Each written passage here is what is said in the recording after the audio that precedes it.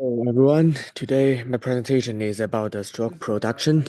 So as the first step, we need to install all of the package at here, the NumPy, the Pandas, the Seaborn, and Matplotlib, and we need to import the training data with the CSV.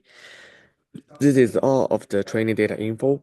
In the training data, we have the ID, patient gender, age, hypertension, heart disease, average merit, work type, residence type, average glucose level, BMI, and smoking status, and they have stroke or not. And then we need to add the test data inside the machine learning model because we have to use the model we trained in the training data and then apply the final model into the test data.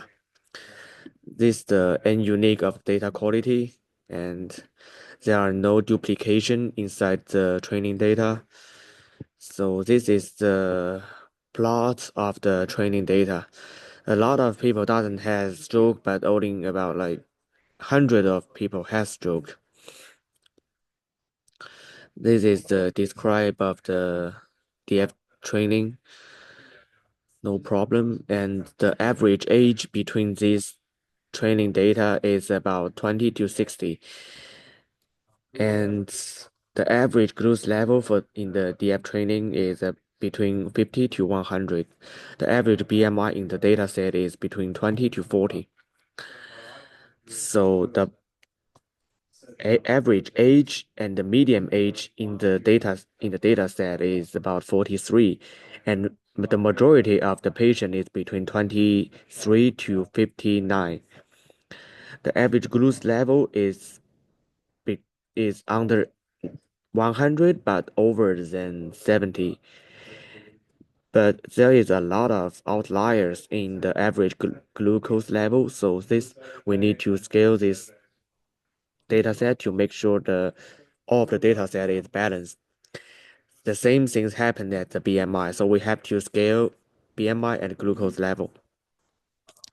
This is the heat map for the DF training data. As we can see, age, hypertension, heart disease, average glucose level, BMI has the positive relationship between stroke and hypertension, age, and average glucose level has strong positive correlation with the stroke.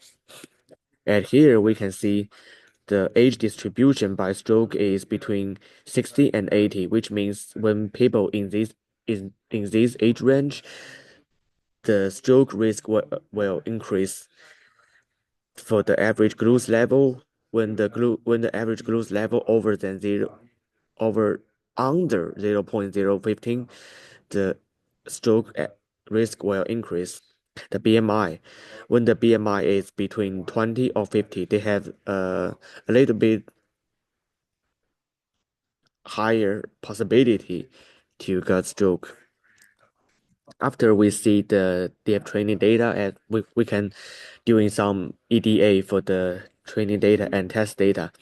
We encode all of the category to make sure the learning model can understand the text, and we creating some new features in the DF test because DF test has don't have enough features as same as the order in the DF training. So we add the age groups, BMI categories, glucose level, and feature scaling. This is the train data this is the DM train data. And we address the class balanced. We dropped the stroke and ID in the DF training, and we add the stroke in Y, and we split the data to 80% in training, 20% to test to make sure the data is not overfitting. And there are no duplicates in the training data, so we don't need to drop any duplicates. In the model, I choose the random forest classifier, import the pipeline, and use the standard scaler to make sure the data is balanced. And I choose a 200 and 300 number of trees. The depth is 10 and 20. The sample split is 5 and 10.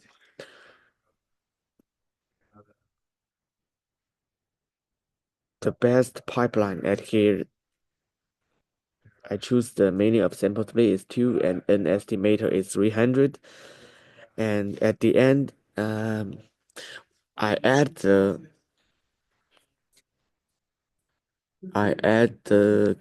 gender other at here because in the DF test I don't see the gender others in the DF test, so I have to add them as the same order in the DF training. Then we can do the prediction, and this is the result. Import it into the CSV and submit to the YouTube. Thank you, everyone.